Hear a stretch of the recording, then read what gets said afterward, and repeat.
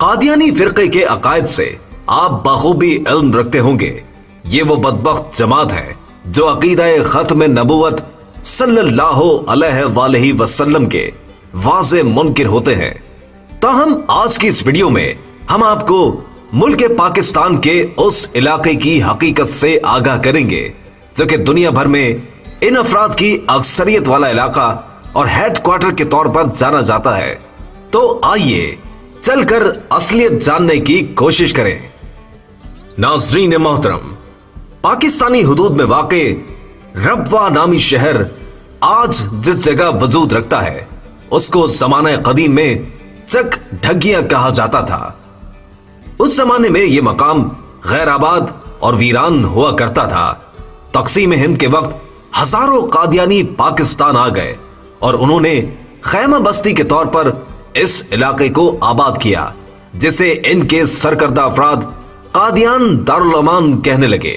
یہ بھی ایک تلخ حقیقت ہے کہ پاکستان کے پہلے وزیر خارجہ سر ظفر اللہ خان بھی عقیدے کے اعتبار سے قادیانی تھے، جن کی سرتوڑ کوششوں سے اس علاقے میں 1034 ایکڑ زمین خریدی گئی، جسے قادیانیوں کے سربراہوں کے حوالے کیا گیا.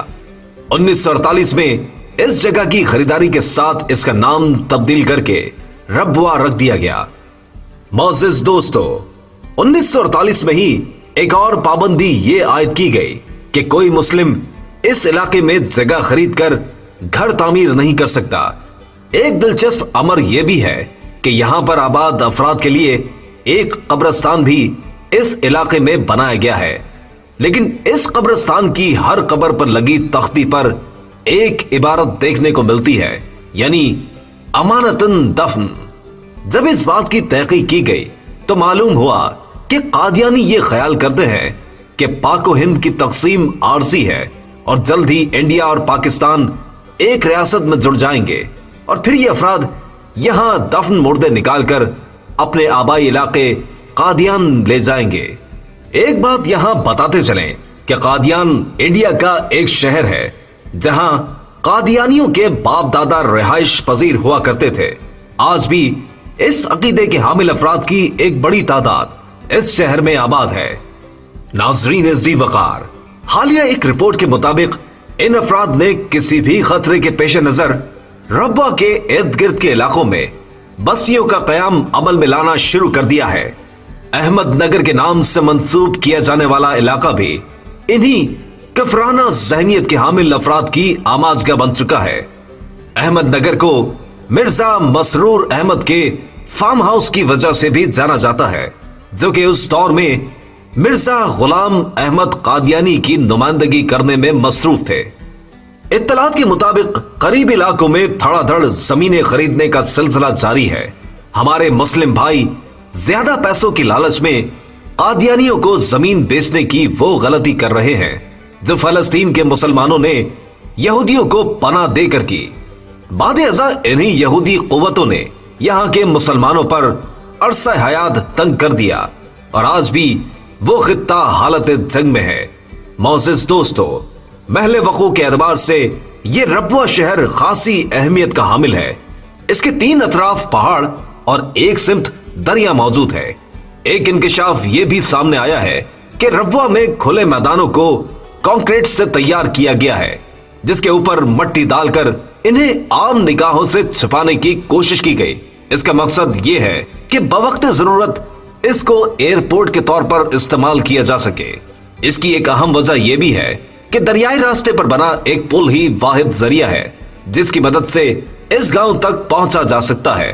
اگر اس کو تباہ کر دیا جائے تو تقریباً پورے پاکستان سے اس علاقے کا داخلی رستہ کٹ جاتا ہے.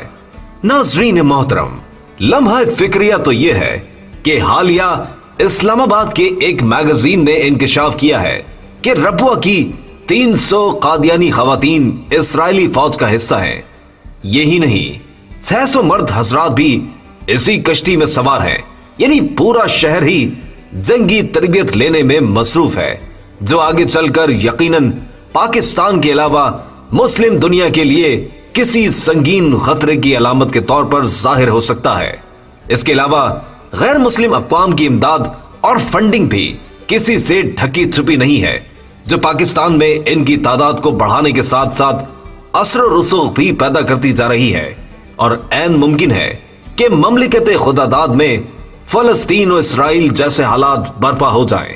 इससे कबल कि वो वक्त आन पहुंचे, पाकिस्तानियों और मुस्लिम उम्मा को इन कादियान नुमाइंदों की तैयारी से आगाह करना होगा। अल्लाह पाक इस्लाम को कायम और दायम रखे और मुल्क पाकिस्तान को इन खतरात से निजात अता करे। एक अच्छे पाकिस्तानी शहरी होने का सबूत देते हुए इस पैगाम को हर आम अफराद तक पहुंचाने में हमारी मदद करें और इस वीडियो को जितना हो सके शेयर कीजिए ताकि इन गैर मुस्लिम कुव्वतों को कुचला जा सके। आज की वीडियो में बस इतना ही। अगली वीडियो तक के लिए अल्लाह निगहबान।